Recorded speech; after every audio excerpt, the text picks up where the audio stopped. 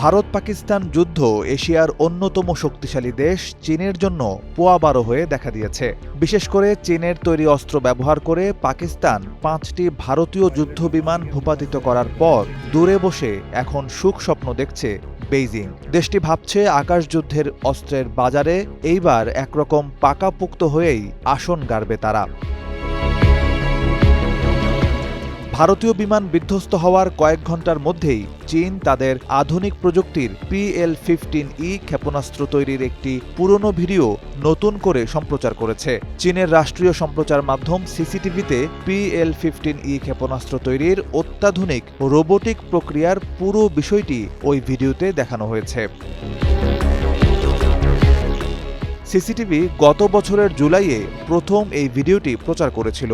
এরপর গেল বৃহস্পতিবার ফের এটি প্রচারের পর চীনা সামাজিক যোগাযোগ মাধ্যমে বিষয়টি নিয়ে আলোচনার ঝড় উঠে যায়। ভিডিওটিতে দূরপাল্লার আকাশযুদ্ধে PL-15E ক্ষেপণাস্ত্রের কার্যকারিতা তুলে ধরা হয়েছে।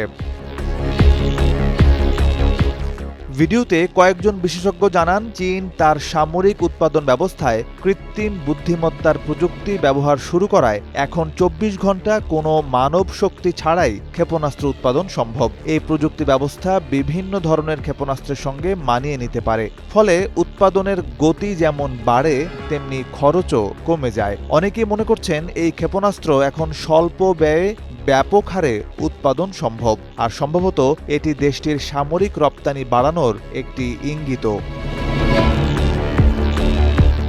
ভিডিওতে আরও বলা হয়েছে, এই ক্ষেপণাস্ত্র যুদ্ধবিমানকে নিরাপদ দূরত্ব থেকেই শত্রুর উপর আঘাত হানার সুযোগ করে দেয়। এতে পাল্টা হামলার ঝুঁকি উল্লেখযোগ্যভাবে কমে যায় এবং যুদ্ধ বিমানের টিকে থাকার সম্ভাবনা বাড়ে।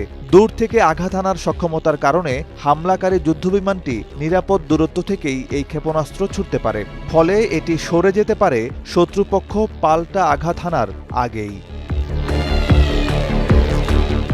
এর আগে সামরিক বিষয়ক ওয়েবসাইট দ্য ওয়ার জোনের এক প্রতিবেদনে নিশ্চিত করা হয়েছে, ভারতের বিরুদ্ধে যুদ্ধে পাকিস্তান চীনের তৈরি PL-15E ক্ষেপণাস্ত্র ব্যবহার করেছে। এতে বলা হয়, অন্তত 2টি স্থানে এই ক্ষেপণাস্ত্রের ধ্বংসাবশেষ শনাক্ত করা গেছে।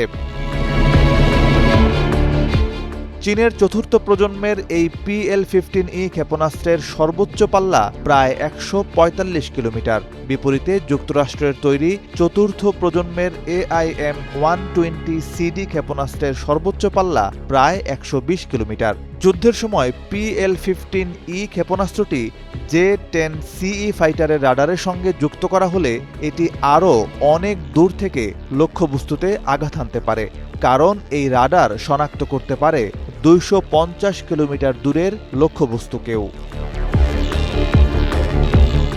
নিউজ ডেস্ক, সময়ের আলো।